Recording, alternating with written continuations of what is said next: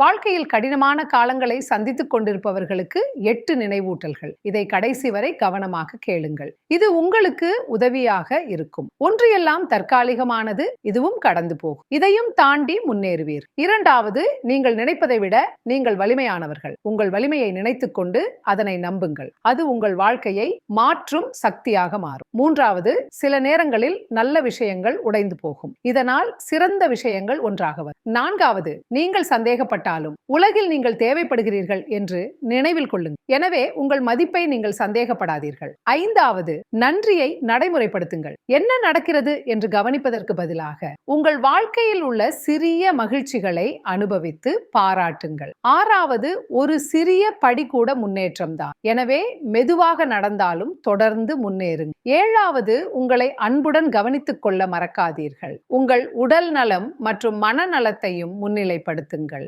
எட்டாவது, ஒவ்வொரு போரும் நீங்கள் ஆக வேண்டிய நபராக உங்களை உருவாக்கிறது. எனவே முன்னோக்கி நடந்து கொண்டே இருக்குங்கள்.